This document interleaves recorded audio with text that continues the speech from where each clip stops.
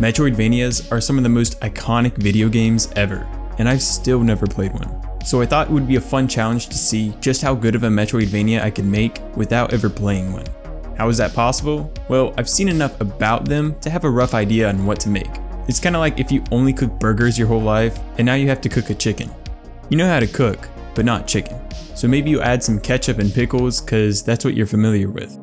Now before I start making this Metroidvania, I need to make sure I know what a Metroidvania is.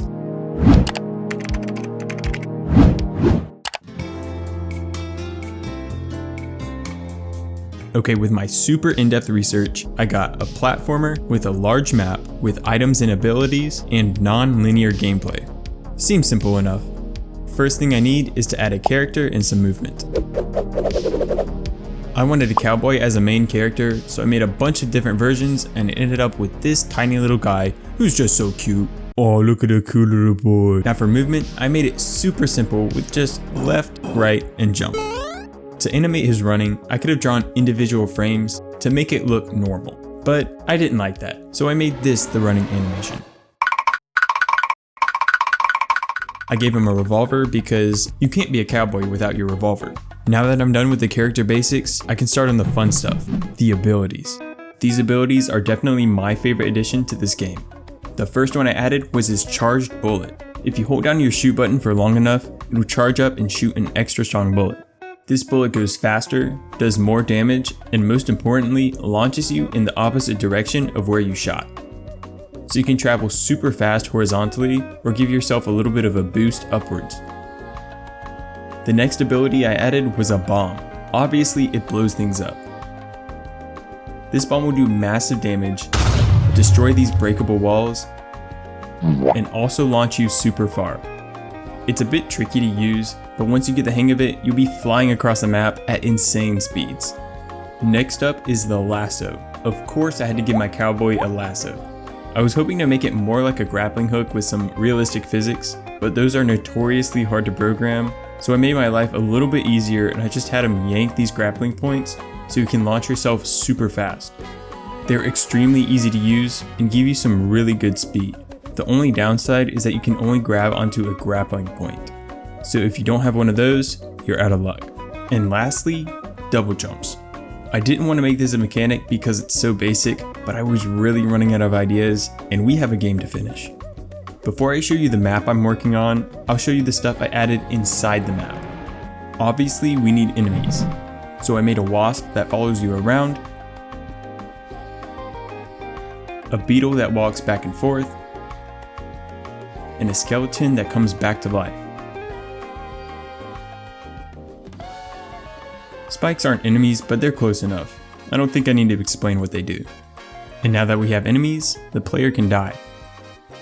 But instead of making them spawn all the way back at the beginning, I made some checkpoints. When you run by a checkpoint, it'll highlight itself showing that is where you will respawn whenever you die. But if you're too good for checkpoints, that's okay too. You can destroy the signs to make the game more challenging, and you'll get rewarded with more gems. What are gems for? Well, the gems are for the shopkeeper, where you can buy some cool upgrades like faster reloading, more ammo, or even a matching outfit with the guy. And I also made this cactus, which is just to make the game look a little bit better, but there's also a secret with them that you'll have to play the game to figure out. And speaking of trying to figure things out, you don't have to figure things out all on your own when you have the help of today's sponsor, Skillshare. Recently, I've been learning Unreal Engine 5, and Skillshare offers classes for the exact skill level that I need. And with their helpful class stats, I can quickly take a glance at a class and know if it's right for me. Skillshare is the largest online learning community for creatives, with thousands of classes led by industry experts. Skillshare offers a wide variety of classes from photography to 3D modeling to game development. So if you want to learn how to make a game without wasting time sifting through bad, low quality tutorials, Skillshare has more than enough to get you started. You can learn Godot, Unity, and Unreal Engine while also taking classes for pixel art and 3D modeling. Seriously, the amount you can learn is unreal.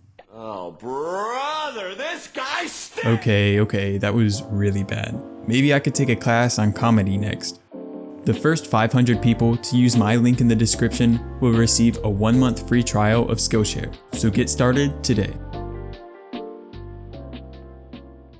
Now I need a large map. I started with this auto tile, which took forever, but it really speeds up the process when making the map. You basically make all of these tiles and then you give them rules so it'll always place the one you want. I already made my tiles, so I made a basic outline of what I wanted the map to be like and how I wanted the players to progress.